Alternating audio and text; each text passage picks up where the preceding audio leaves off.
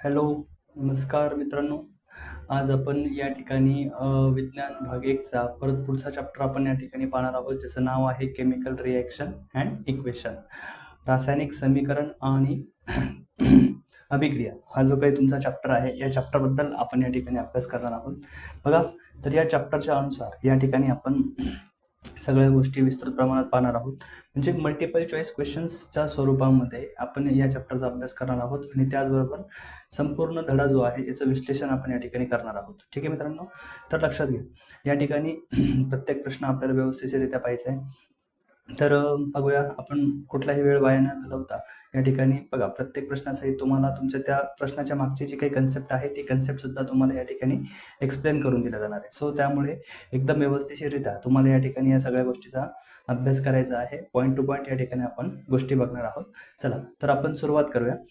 तर सगळ्यात पहिला प्रश्न आपल्याकडे या ठिकाणी आहे. बघा, काय आहे? The catalyst use in the preparation of वनस्पती घी फ्रॉम द व्हेजिटेबल ऑइल. बघा, आता इथे काय सांगितलंय की वनस्पती तेलापासून जर तुम्हाला या ठिकाणी काय बनवायचं असेल, घी, तर यासाठी तुम्हाला कोणत्या प्रकारचा कॅटलिस्ट तुम्हाला या ठिकाणी वापरावा लागेल.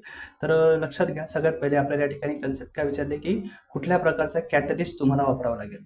तर सगळ्यात पहिले मित्रांनो या ठिकाणी लक्षात घ्या की कॅटलिस्ट म्हणजे काय हे आपल्याला माहित असायला हवं. ठीक आहे, तर कॅटलिस्ट म्हणजे काय की असा एक सबस्टन्स, असा एक पदार्थ, असा एक सबस्टन्स की जो या ठिकाणी काय करतो, it alter the rate of reaction. असा एक सबस्टन्स की जो अभिक्रियेचा जो काही रेट आहे, म्हणजे दर ज्याला आपण म्हणतो है ना, सो किती अभिक्रिया, पर्टिक्युलर अभिक्रिया किती फास्ट किंवा किती स्लो या ठिकाणी होणार, तर हा जो काही रेट आहे, ठीक आहे, हा डिसाईड करणारा फॅक्टर कोण असतो, तर तो असतो कॅटलिस्ट.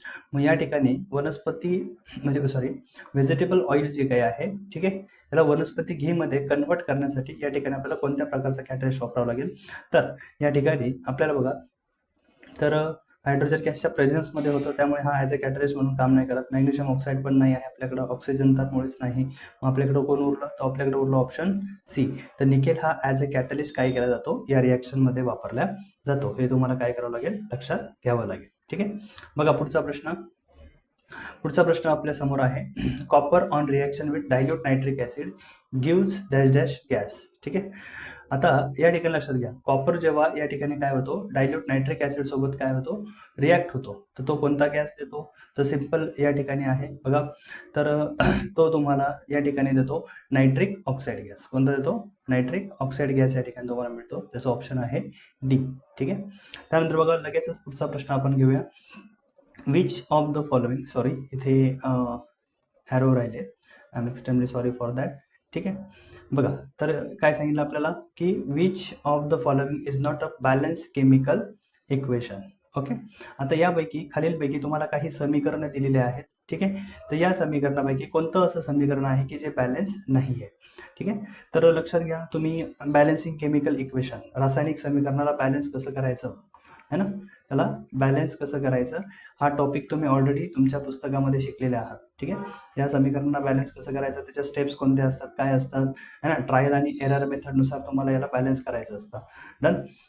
मग खालील दिलेली कोणती अशी म्हणजे अभिक्रिया आहेत की जी या ठिकाणी काय नाहीये, बॅलन्स नाहीये. तर जनरली या ठिकाणी बघा, बॅलन्स म्हणजे नेमकं काय असतं, तर जे काही तुमचा ॲरो असतो, ओके, आपल्याला म्हणजे ॲरोच्या राईट हँड साईडला जे काही असतं ते आपलं काय असतं या ठिकाणी, दॅट्स आर प्रोडक्ट. ठीक आहे, काय असतं, प्रोडक्ट असतं. आणि लेफ्ट हँड साईडला ज्या काही गोष्टी आपल्या असतात त्या काय असतात आपल्या, सो दॅट्स आर रिॲक्टंट. काय असतात आपले, रिॲक्टंट या ठिकाणी असतात. ठीक आहे, इकडे काय असतात, रिॲक्टंट असतात, हे आपल्याला माहिती आहे. ठीक आहे, रिॲक्टंट या ठिकाणी असतात, हे आपल्याला माहिती आहे. बघा, मग आता लक्षात घ्या, नंबर ऑफ रिॲक्टंट आणि नंबर ऑफ प्रोडक्ट काय असेल, जर सेम या ठिकाणी असेल, सारखेच असतील, ठीक आहे, तर या ठिकाणी ते इक्वेशन बॅलन्स असतं. मग आता इथे मॅग्नेशियम 2 आहे, ऑक्सिजन पण 2 आहे, तर इथं पण मॅग्नेशियम 2 आहे आणि ऑक्सिजन 2 आहे, कारण हा 2 या दोघांना काय आहे, मॅग्नेशियम आणि ऑक्सिजनला मल्टिप्लायमध्ये आहे. ठीक आहे, तर इथे हे समीकरण काय आहे, बॅलन्स आहे. ठीक, त्यानंतर इथे नायट्रोजन 1 आहे, हायड्रोजन 4 आहे आणि क्लोरीन 1 आहे. तर इथे पण बघा, नायट्रोजन इथे 1 आहे, हायड्रोजन 4 आहे आणि क्लोरीन 1 आहे, म्हणजे हे पण इक्वेशन आपलं काय आहे, बॅलन्स आहे. ठीक आहे, त्यानंतर इथे बघा, सल्फर तुम्हाला टोटल 3 आहे, म्हणून इथे पण सल्फर 3 आहे. त्यानंतर इथे ऑक्सिजन बघा किती आहे, 2, इकडे पण किती आहे, 2 आहे. हा 2 या ऑक्सिजनला काय आहे, मल्टिप्लिकेशनमध्ये आहे. ठीक आहे, त्यानंतर सल्फर झालं, हायड्रोजन झालं, हां, हायड्रोजन बघा किती आहे, सो 2 × 2 किती 4 आहे. तर या ठिकाणी इथे पण किती आहे, ओके, म्हणजे इथे बॅलन्स आहे. पण या ठिकाणी ही अभिक्रिया जर तुम्ही पाहिली तर सोडियम रिॲक्टंटमध्ये किती आहे, 1, प्रोडक्टमध्ये किती आहे, 2. म्हणजे इथूनच आपल्याला कळून जातं, बाकी काही कॅल्क्युलेशन करत बसायची गरज नाही. तर आपलं करेक्ट ऑप्शन काय असणार आहे, ऑप्शन नंबर सी, की जे या ठिकाणी काय नाहीये, बॅलन्स नाहीये. ठीक आहे, चला पुढे बघूया आपण. आता इथे बघा एक अभिक्रिया दिली आहे तुम्हाला, ज्यामध्ये कॅल्शियम कार्बोनेट आहे. काय आहे, कॅल्शियम कार्बोनेट. ठीक आहे, आता या कॅल्शियम कार्बोनेटला या ठिकाणी आपण बघितलं तर याच्यापासून आपल्याला कॅल्शियम ऑक्साईड आणि कार्बन डायऑक्साईड गॅस या ठिकाणी मिळतो आहे. Okay, done. मग यापैकी ही रिॲक्शन कोणती आहे, तर लक्षात घ्या, is it combination, or it is a displacement, it is a double displacement, or it is a decomposition. ठीक आहे, तर बघा थोडं विश्लेषणात्मक जर केलं तर तुम्ही रिॲक्शनचे टाइप्स पाहिले असतील. ठीक आहे, तर तुमच्या पुस्तकामध्ये जे रिॲक्शनचे टाइप्स दिलेले आहेत, it's depend on the number. Okay, जे काही नंबर आहेत कोणाचे, रिॲक्टंट आणि प्रोडक्टचे, यांच्या संख्येवरून कशा पद्धतीने या ठिकाणी ठरवायचे आपल्याला, number of reactant and number of product किती आहेत यावरून या ठिकाणी तुमच्या अभिक्रियेचे टाइप्स या ठिकाणी काय होत असतात, डिसाईड होत असतात. ठीक आहे, तर लक्षात घ्या, कॉम्बिनेशनमध्ये काय होतं, जर 2 रिॲक्टंट असतील आणि प्रोडक्ट किती असेल, 1, तर त्याला आपण कॉम्बिनेशन म्हणतो. आता इथे बघा रिॲक्टंट 1 आहे पण प्रोडक्ट 2 आहे, म्हणजे या प्रकारात आपलं उत्तर बसत नाही. त्यानंतर डिस्प्लेसमेंटमध्ये काय होतं, की जो मोर रिॲक्टिव्ह आहे, अतिशय म्हणजे जो जास्त क्रियाशील इलेमेंट असतो, हा काय करतो, कमी क्रियाशील धातूला डिस्प्लेस करत असतो. तर इथे तर तसं काही प्रकार नाही, कारण एकच रिॲक्टंट आहे. त्यानंतर बघा डबल डिस्प्लेसमेंटमध्ये काय होतं, की आयन्स आर एक्सचेंज, पण आता इथे रिॲक्टंट तर एकच आहे, त्यामुळे आयन्स एक्सचेंज होण्याचा काही संबंधच निर्माण होत नाही. ठीक आहे, मग या ठिकाणी आपल्याकडे ऑप्शन कोण उरलं, तर बघा या ठिकाणी सॉरी आपल्याकडे जे ऑप्शन आहे, तर नीट लक्ष देऊन बघा. तर लास्टला आपल्याकडे ऑप्शन काय होतं या ठिकाणी, तर डिकम्पोजिशन. तर डिकम्पोजिशन काय होतं, सिंगल रिॲक्टंटपासून तुम्हाला 2 किंवा त्यापेक्षा अधिक प्रोडक्ट मिळतात. मग इथे रिॲक्टंट तर सिंगल आहे आणि प्रोडक्ट 2 आहेत, म्हणजे या ठिकाणी आपलं करेक्ट आन्सर काय आहे, ऑप्शन नंबर डी या ठिकाणी आहे. ठीक आहे मित्रांनो, चला नेक्स्ट क्वेश्चन आपण बघूया. त्यानंतर बघा आता पुढचा प्रश्न आहे, lime water turns milky when dash gases pass through it. बघा फेमस एक्सपेरिमेंट आहे, ते एकदम सिंपल आहे, याचा जास्त विचार न करता या ठिकाणी तुम्हाला याचं उत्तर जे आहे, हे उत्तर काय लिहायचं आहे, कार्बन डायऑक्साईड. ठीक आहे, तर लाईम वॉटरमधून म्हणजे या ठिकाणी जर तुम्ही कार्बन डायऑक्साईड गॅस जर या ठिकाणी काय केला, पास केला, तर या ठिकाणी जो काही सोल्युशन असेल किंवा जे काय असेल, तर लाईम वॉटर जे आहे, ठीक आहे, तर ते काय होतं, मिल्की दुधाळ या ठिकाणी बनतं. चला नेक्स्ट क्वेश्चन आपण घेऊया. The reaction of a zinc dust, ठीक आहे, with a copper sulphate solution is an example of. आता इथे बघा काय सांगितलं आपल्याला, zinc dust, reaction of zinc dust with a copper sulphate. आता जो कॉपर सल्फेट आहे बघा, आता या ठिकाणी आपण अभिक्रिया लिहिण्याचा प्रयत्न करूया. कॉपर सल्फेट जो आहे हा झिंक डस्ट. आता झिंक डस्ट म्हणजे काय, झिंकचा जो काही डस्ट आहे किंवा जे कण आहेत, झिंकच्या कणांसोबत जर आपण या ठिकाणी काय केलं, या अभिक्रिया म्हणजे याला जर रिॲक्ट केलं, ठीक आहे, झिंक सोबत जर याची अभिक्रिया केली तर आपल्याला ही कोणत्या प्रकारची अभिक्रिया आहे, तर जनरली लक्षात घ्या या ठिकाणी जी काही अभिक्रिया तुमची होणार आहे, ठीक आहे, ही अभिक्रिया कोणत्या प्रकारची असते, तर ऑब्व्हियसली कॉम्बिनेशन तर नसणारच आहे, कारण या ठिकाणी जो काही मिळणार प्रोडक्ट आहे तुम्हाला तो असेल झिंक सल्फेट. काय असेल, झिंक सल्फेट या ठिकाणी आहे. पेन का चालत नाहीये, ओके, लक्षात घ्या काय असणार आहे, झिंक सल्फेट या ठिकाणी असेल. ठीक आहे, प्लस या ठिकाणी तुम्हाला कॉपर हा काय होईल, डिस्प्लेस झालं म्हणजे बाजूला झालेला दिसेल. तर सिम्पली या ठिकाणी ही जी अभिक्रिया आहे ही कोणत्या प्रकारची अभिक्रिया आहे, तर it's also displacement type of reaction, विस्थापन अभिक्रिया आहे. पुढे बघा, which of the following is an exothermic process. आता इथे काय सांगितलं तुम्हाला की खालीलपैकी कोणती एक्झोथर्मिक प्रोसेस आहे. ठीक आहे, आता एक्झोथर्मिक प्रोसेस जी आहे, आता बर्फ वितळणे ही एक्झोथर्मिक नाहीये. का नाहीये, कारण बर्फ जर वितळायचा असेल तर या ठिकाणी त्याला काय करणं गरजेचं आहे, या ठिकाणी त्या बर्फाला जी काही हीट आहे, काय आहे, हीट. सो ही हीट या ठिकाणी काय करणं गरजेचं आहे, ॲब्झॉर्ब करणं गरजेचं आहे. ठीक आहे, म्हणजे याला आपल्या बाहेरून उष्णता द्यावी लागेल, तेव्हा या ठिकाणी हा मेल्टिंग या ठिकाणी होतो. त्यामुळे एक्झोथर्मिक प्रोसेस तर ती नसणार आहे. आता एक्झोथर्मिक प्रोसेस जनरली काय असते, की अशी एक प्रोसेस की ज्याद्वारे हीट स्वतःतून तो बाहेर करत असेल. ठीक आहे, तर या ठिकाणी आपल्याकडे याचं बेस्ट जे उदाहरण आहे, ठीक आहे, जर आन्सर जे आपल्याकडे निघतंय ते आहे तुमचं dissolution of sodium hydroxide in water. म्हणजे सोडियम हायड्रॉक्साईड जेव्हा तुम्ही पाण्यात टाकला तर त्या बिकरला जर तुम्ही हात लावला ना तर त्याला विदाऊट हीट दिल्यानंतर सुद्धा म्हणजे उष्णता न देता सुद्धा या ठिकाणी ते काय होत आहे, गरम होत आहे. म्हणजे तो आपल्यातनं हीट काय करतो, बाहेर सोडतो. तो जेव्हा एखाद्या प्रोसेसमध्ये आपल्यातनं म्हणजे रिॲक्टंट जेव्हा स्वतःहून उष्णता बाहेर सोडत असेल तर त्याला आपण एक्झोथर्मिक प्रोसेस या ठिकाणी म्हणत असतो. ठीक आहे, चला. तर मग या ठिकाणी आपलं ऑप्शन काय आहे, option B. Next question, chemical equations are balance in accordance with the law of. आता इथे प्रश्न काय आहे की रासायनिक समीकरण हे कोणत्या नियमानुसार बॅलन्स असतात. तर कन्झर्वेशन ऑफ मोमेंटम नाही. ठीक आहे, आता मोमेंटम म्हटल्यानंतर इथं फिजिक्सचा टॉपिक झाला. ठीक आहे, त्यानंतर व्हेलॉसिटीचा विषयच येत नाही, स्पीडचा पण येत नाही. मग उरलं कोण आपल्याकडे, तर law of conservation of mass. ठीक आहे, त्यामुळे आपलं एक्झॅक्ट ऑप्शन काय आहे, ऑप्शन बी. या नियमानुसार रासायनिक समीकरणं संतुलित होत असतात. त्यानंतर नेक्स्ट क्वेश्चन या ठिकाणी बघा, the removal of oxygen from a reactant is called. बघा आता या ठिकाणी ही सुद्धा ऑक्सिडेशन प्रोसेस जी आहे आणि रिडक्शन प्रोसेस त्यावर आधारित हा प्रश्न आहे. ठीक आहे, तर लक्षात घ्या, ऑक्सिजन जेव्हा रिमूव्ह होतो, ओके, फ्रॉम अ रिॲक्टंट, ठीक आहे, तर त्याला आपण काय म्हणतो, रिडक्शन प्रोसेस. कोणती प्रोसेस म्हणतो, रिडक्शन. सो ज्यामुळे आपलं ऑप्शन काय आहे, D. Option D is there. Okay, चला नेक्स्ट क्वेश्चन बघूया. पुढचा प्रश्न आहे आपल्याकडे, which of the following statement about modern periodic table is correct. ठीक आहे, मॉडर्न पिरियडिक टेबल कसं आलं याच्यात, सॉरी, पुढचा प्रोसेस बघूया. हां, पुढचं रिएक्शन, पुढचं क्वेश्चन या ठिकाणी बघायचं आपल्याला. The process of cellular respiration is dash dash reaction. आता बघा, पेशीमध्ये जे काही सेल्युलर रिस्पायरेशन, आपल्या पेशीमध्ये जे काही रिस्पायरेशन घडतं, तर ह्या पेशीतील जे काही घडणारं रिस्पायरेशन आहे ही कोणत्या प्रकारची अभिक्रिया आहे हे पण तुम्हाला सांगता आलं पाहिजे. तर लक्षात घ्या, आपल्या ज्या काही बॉडीतल्या ज्या काही सेल्स असतात, काय असतात, सेल्स. या सेल्समध्ये जे काही रिॲक्शन म्हणजे रिस्पायरेशन होत असतं, श्वसन प्रक्रिया जी काही होते, तर ही कोणत्या प्रकारची या ठिकाणी प्रोसेस आहे हे तुम्हाला सांगायचं आहे. ठीक आहे, तर लक्षात घ्या, या ठिकाणी बॉडीमध्ये जे काही प्रोसेस होते तर ही एंडोथर्मिक किंवा रिडक्शन किंवा रिडक्शन असं किंवा डिकम्पोजिशन यापैकी नेमकं काय आहे, तर लक्षात घ्या, बॉडीमध्ये जे काही होणारा प्रोसेस आहे ज्यामध्ये ऑक्सिडेशन पण होतं, रिडक्शन पण होतं, बऱ्याच गोष्टी होतात. मग जेव्हा एखाद्या अभिक्रियेमध्ये ऑक्सिडेशन, काय, ऑक्सिडेशन प्लस रिडक्शन जर दोन्ही या ठिकाणी होत असेल एकाच वेळी, तर त्या अभिक्रियेला आपण काय म्हणतो, रेडॉक्स रिएक्शन. त्यामुळे तुमच्या सेल्युलर रिस्पायरेशनमध्ये या प्रोसेसमध्ये ही कोणत्या प्रकारची अभिक्रिया आहे, so it's a redox type of reaction. Okay, त्यामुळे ऑप्शन काय असणार आपलं, सी असणार आहे. पुढे बघा, in a chemical equation the dash dash are written on the left hand side. आत्ताच मी तुम्हाला थोड्या वेळापूर्वी सांगितलं की बघा, जे काही तुमचे रिॲक्टंट असतात, काय असतात, रिॲक्टंट. ठीक आहे, आणि ॲरोच्या राईट हँड साईडला काय असतात, तुमचे प्रोडक्ट्स असतात. तर सिम्पल आहे, या ठिकाणी आपल्याला विचारलं काय आहे, in a chemical equation the dash dash are return to the left hand side. तर लेफ्ट हँड साईडला काय लिहितात, रिॲक्टंट. त्यामुळे आपलं ऑप्शन काय असणार आहे, ऑप्शन नंबर बी या ठिकाणी आपलं उत्तर असेल.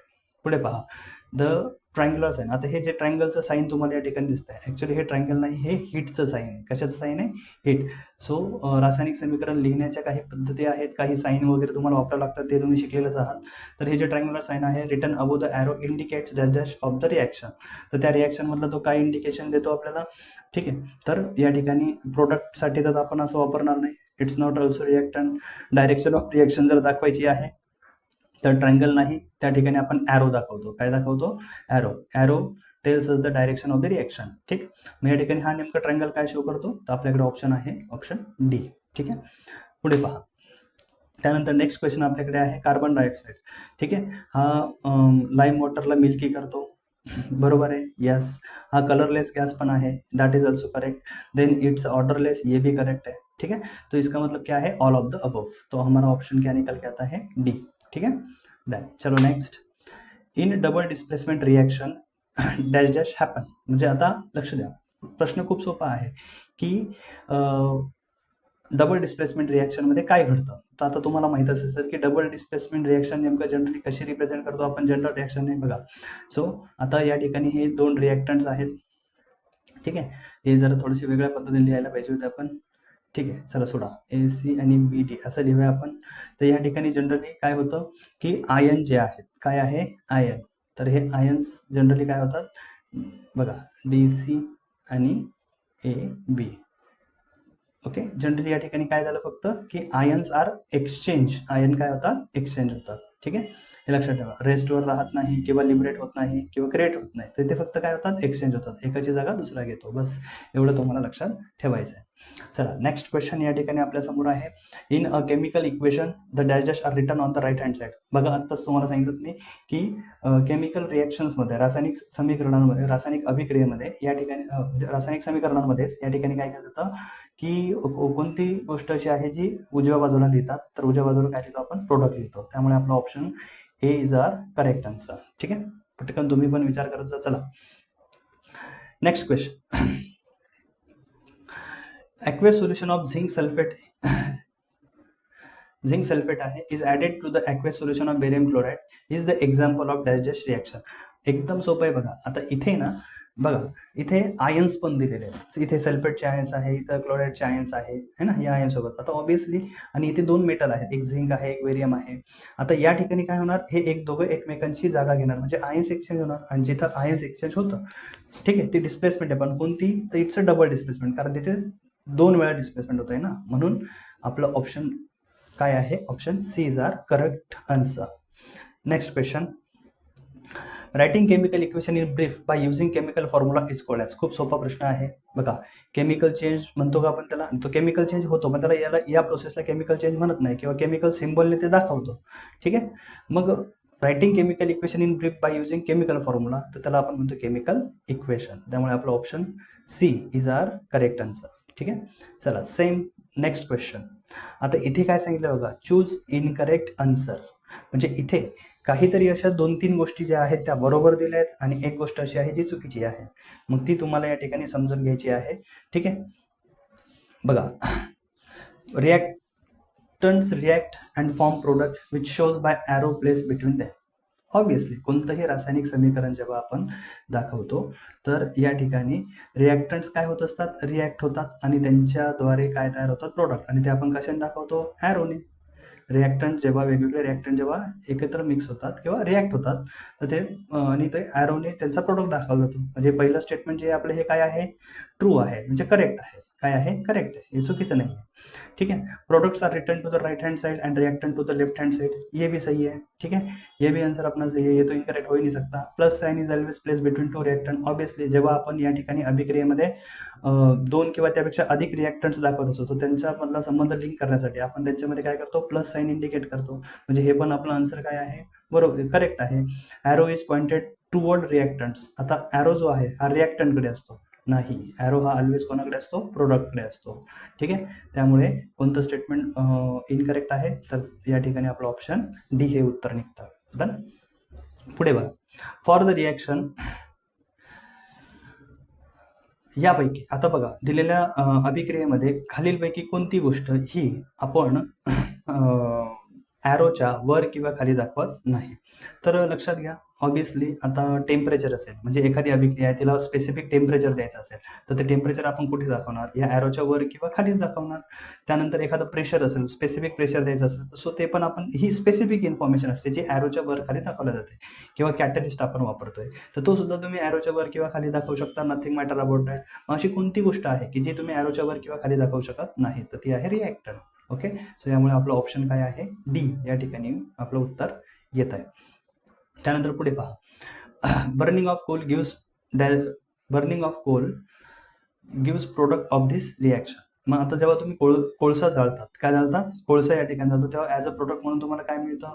ठीक आहे, so R answer is carbon dioxide. एकदम सिंपल आन्सर या ठिकाणी आहे. चला next question. Carbohydrate broken down into. आता कार्बोहायड्रेट जे असतात, ठीक आहे, हे जेव्हा ब्रेक होतात सिम्पलर फॉर्ममध्ये, तर ते कशात कन्वर्ट होतात, तर ऑब्विसली वॉटरमध्ये होतात का, नाही, गॅलॅक्टोजमध्ये आहे, तर कशामध्ये कन्वर्ट होतात, ग्लुकोजमध्ये. त्यामुळे आपलं ऑप्शन काय आहे, सी या ठिकाणी आपलं करेक्ट आन्सर आहे. त्यानंतर if a substance loses oxygen and gain hydrogen during chemical reaction it is called. एकदम सोपा आहे. परत ऑक्सिडेशन आणि रिडक्शनचा हा क्वेश्चन आहे. आता यामध्ये नेमकं आपल्याला ओळखायचं आहे की ही जी अभिक्रिया आहे किंवा हे जे स्टेटमेंट आहे, तर हे ऑक्सिडेशनच्या बाबतीत आहे की रिडक्शनच्या, हे आपल्याला काय करायचं इथे ओळखायचं आहे. मग कसं ओळखणार, तर बघा काय सांगितलं आपल्याला या ठिकाणी. क्वेश्चन पहिले समजून घ्या. की if a substance loses oxygen and gain hydrogen, जर एखादा पदार्थ ऑक्सिजन लूज करत असेल आणि हायड्रोजन गेन करत असेल, ठीक आहे, तर त्या अभिक्रियेला तुम्ही काय म्हणणार, असा प्रश्न तुम्हाला या ठिकाणी दिलेला आहे. ठीक आहे, आता ऑक्सिजन लूज करतोय आणि हायड्रोजन गेन करत असेल तर अशा अभिक्रियेला आपण काय म्हणतो, मीन्स सबस्टन्स इज रिड्युस्ड, तो पदार्थ रिड्यूस झाला आहे असं आपण त्या ठिकाणी म्हणतो. त्यामुळे आपलं ऑप्शन काय आहे, C is our correct answer. त्यानंतर पुढचा क्वेश्चन आहे बघा, copper and silver great greenish due to. आता लक्षात घ्या, या चॅप्टरमध्ये शेवटच्या पानावर तुम्हाला काही धातू दिलेले आहेत आणि ते धातू कोणाबरोबर रिॲक्ट केल्यानंतर कशा पद्धतीचे कलर शो होतो हे तुम्हाला सांगितलंय. मग इथे काय सांगितलंय की कॉपर आणि सिल्वर जे आहे इट गेट ग्रीनिश, हे हिरवट रंगाचे पडतात का, तर या ठिकाणी कशामुळे होतात, रस्टिंगमुळे नाही, रस्टिंग तर आयनचं होतं, रॅन्सिडिटी हे तेलाचं होतं, एक्झोथर्मी ही तर एक प्रोसेस आहे, मग काय आहे, करोजनमुळे. कशामुळे होतं, corrosion. So our correct option is A. ठीक आहे, metal get corrode, that's why. पुढे पहा, when oil and fat get oxidise. Okay, जेव्हा ऑइल काय होतात, ऑइल किंवा त्याच्यातलं जे फॅट आहे हे जेव्हा ऑक्सिडाइज होतात तर या प्रोसेसला काय म्हणतात, आठवा. या तिसऱ्या चॅप्टरचा जो शेवटचा टॉपिक आहे. ठीक आहे, करोजन म्हणतात त्याला, नाही. रॅन्सिडिटी म्हणतात, रस्टिंग म्हणतात का, नाही. Is it exothermic, no. So what the last answer is, it's a rancidity. So our correct option is option C. Next question, the substance which prevent oxidation. आता असा कोणता पदार्थ आहे की जो काय करतो, ऑक्सिडेशनला प्रिव्हेंट करतो, त्या पदार्थाला काय म्हणतात. तर आपण बऱ्याच काय करतो, बऱ्याचशा अभिक्रियेमध्ये जेव्हा ती एखादी अभिक्रिया जर ऑक्सिजनमुळे ऑक्सिडाइज होत असेल तर ते ऑक्सिडेशन प्रिव्हेंट करण्यासाठी आपण काय करतो, त्याच्यामध्ये कुठला तरी एक पदार्थ वापरतो. सो त्या पदार्थाला काय म्हणतात तुम्ही, प्रिव्हेंटर्स म्हणतात का, नाही. व्हिनेगार, नाही. वेगवेगळे गॅसेस आहे का, नाही. मग ते काय असतात, so those are the anti oxidants. काय म्हणतात त्यांना, अँटी ऑक्सिडंट या ठिकाणी म्हणतात. ठीक आहे, मग तुम्ही बऱ्याच असे याचे व्यावहारिक जीवनामध्ये सुद्धा याचे तुम्ही बरेचसे उदाहरणं पाहिली असतील. चला, नेक्स्ट क्वेश्चन नंबर 27. काय आहे की बघा, लीड जो आहे कॉपर क्लोराईड बरोबर जेव्हा तुम्ही रिॲक्ट करता आहेत, सो इथे लीड क्लोराईड आणि कॉपर या ठिकाणी काय होतो आहे, सेपरेट या ठिकाणी होतो आहे. मग ही वरील जी अभिक्रिया आहे ही कशाचं उदाहरण आहे, कॉम्बिनेशनची आहे की डिस्प्लेसमेंटची आहे, डबल डिस्प्लेसमेंटची की डिकम्पोजिशनची आहे. तर नीट आता तुम्हीच विचार करा आणि सांगा. बघा काय झालंय की या ठिकाणी कॉपरची जागा कोणी घेतली आहे, लीडने घेतलेली आहे. सो इथे काय झालं, याला डिस्प्लेस केलंय. म्हणून या ठिकाणी आपलं या प्रश्नाचं जे उत्तर आहे हे काय असणार आहे, option B. Okay, displacement type of reaction is there. पुढे पहा, edible oil is left aside long time it gets. आता नीट लक्षात घ्या. बघा, जर समजा खाण्याचं जे तेल आहे, ठीक आहे, गोडं तेल ज्याला आपण म्हणतो, हे जर तुम्ही असंच बऱ्याच काळापर्यंत जर असंच पडू दिलं तर ते करोज होतं काय, फॉईल होतं का, नाही. सो इट गेट अ रॅन्सिड, खवटपणा त्याच्यामध्ये निर्माण होतो. त्यामुळे आपलं ऑप्शन नंबर सी. पुढे पहा, नेक्स्ट क्वेश्चन या ठिकाणी आपल्या समोर आहे, if the number of atom are same to the both side of to the reactant and products. बघा, सुरुवातीचा पहिला का दुसराच क्वेश्चन आपण याच्याबद्दल बघितला होता. And then it is said to be dash dash equation. जर समजा तुमच्या रासायनिक समीकरणामध्ये ॲरोच्या राईट साईडला म्हणजे प्रोडक्ट्समध्ये आणि ॲरोच्या लेफ्ट साईडला म्हणजे रिॲक्टन्समध्ये नंबर ऑफ ॲटम जर सारखे असतील तर त्या समीकरणाला आपण कोणतं समीकरण म्हणतो, बॅलन्स इक्वेशन त्याला आपण म्हणत असतो. ठीक आहे, त्यामुळे आपलं ऑप्शन काय आहे, option B is our correct answer. Next question, when magnesium ribbon is burn in air it gives dash dash colour powder. एकदम सोपा एक्सपेरिमेंट आहे, ॲडिशन कॉम्बिनेशन टाइप ऑफ रिएक्शनचा हा प्रकार आहे. यामध्ये काय सांगितलं आपल्याला बघा, की क्वेश्चन नंबर 30 आपल्याला काय सजेस्ट करतोय की जर समजा आपण या ठिकाणी काय केलं की मॅग्नेशियमची जी काही पट्टी आहे ही जर आपण हवेमध्ये जाळली असता तुम्हाला कोणत्या कलरची पावडर मिळते. तर या ठिकाणी हा एक्सपेरिमेंट आहे, एक्सपेरिमेंट बेसिसवर आहे, त्यामुळे तुम्हाला याचा डायरेक्ट आन्सर सांगतो. या ठिकाणी तुम्हाला पांढऱ्या रंगाची पावडर त्या ठिकाणी काय होते, तयार होते, राख ज्याला आपण म्हणतो. पुढे पहा, त्यानंतर नेक्स्ट क्वेश्चन आपल्या समोर आहे, which substance take part in a chemical reaction. रासायनिक अभिकरणामध्ये कोण भाग घेतो. आता तुम्ही म्हणणार सर इथे तर खूप सारे आहेत, कंपाऊंड पण भाग घेतात, मिक्सचर पण घेतात, प्रोडक्ट तो तयार होतो, पण नेमकं भाग कोण घेतं. तर सिम्पल आहे, जो भाग घेतो त्याला आपण काय म्हणतो, रिॲक्टंट म्हणतो ना. मग या ठिकाणी आपल्याकडे फायनल आन्सर काय, रिॲक्टंट, की जो अभिक्रियेमध्ये भाग घेत असतात. पुढे पहा, next question is identify the type of chemical reaction.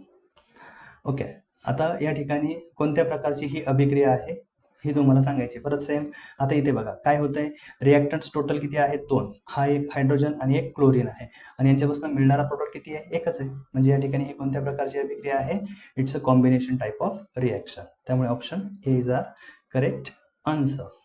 पुढे पहा, which of the following statement is correct about the following reaction. आता इथे बघा एक रिॲक्शन दिली आहे, फॉर एक्झाम्पल ही जनरल रिॲक्शन आहे, असे काही पर्टिक्युलर तुम्हाला रिॲक्टंट प्रोडक्ट दाखवले नाही आहे, बट ए बी नावाचं एक रिॲक्टंट आणि एक सी आहे.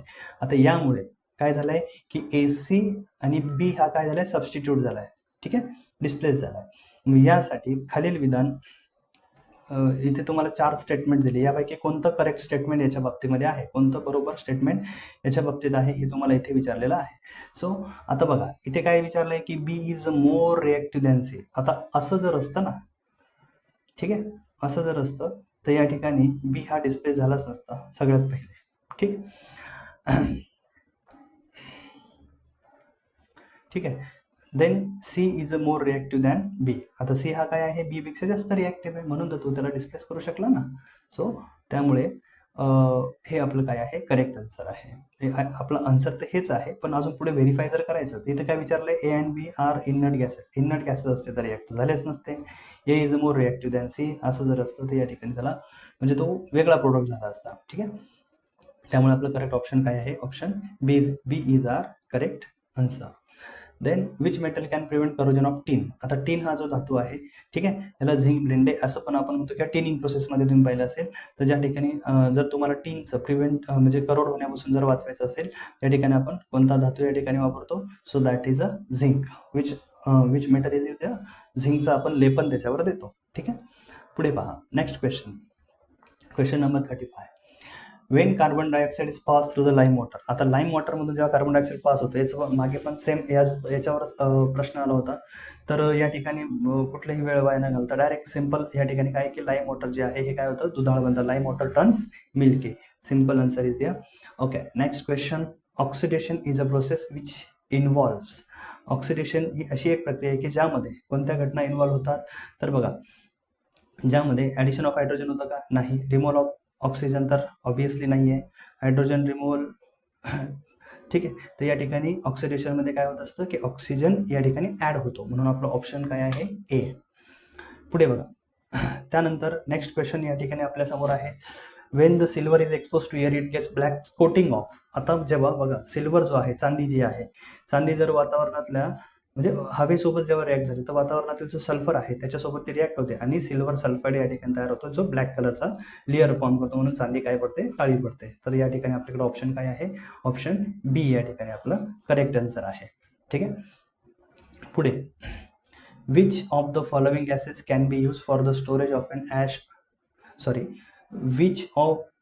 Which following gases can be use for the storage of and fresh oil for a long time. हां, आता जर समजा या ठिकाणी ताजं तेल जे आहे याला जर तुम्हाला जास्त काळापर्यंत जर तुम्हाला टिकवायचं असेल तर यामध्ये तुम्ही कोणता गॅस पास करणार, म्हणजे इन शॉर्ट या ठिकाणी ॲज अ अँटीऑक्सिडंट म्हणून तुम्ही कोणाचा वापर करणार, असा हा सिंपल प्रश्न आहे, ठीक आहे. तर कार्बन डायऑक्साईडवर ऑक्सिजन तर करूच शकत नाही, कारण या ठिकाणी ऑक्सिजन जर आपण तेलासोबत केला तर त्याच्या फॅटसोबत तो रिॲक्ट होऊन त्याला काय करेल, रॅन्सिड करेल. त्यामुळे ऑप्शन ए तर आपलं काय असणार आहे, इनकरेक्टच असणार आहे, ठीक आहे. याला आपण आन्सर पकडू शकत नाही. हेलियमवर ऑक्सिजन पण वापरू शकत नाही, ठीक आहे. मग नायट्रोजन किंवा हेलियम आपण या ठिकाणी काय करू शकतो, वापरू शकतो, कारण या ठिकाणी हा जो आहे नायट्रोजन जो आहे it is a some kind of the anti oxidising agent is there. Okay, so बघा त्यानंतर नेक्स्ट क्वेश्चन या ठिकाणी आपल्यासमोर आहे. Rancidity can be prevented by. It's a last question of this chapter. आशा करतो की मुलांना तुम्हाला म्हणजे गोष्टी समजत असतील, तुम्ही थोडंसं एन्जॉय करत असाल, ठीक आहे.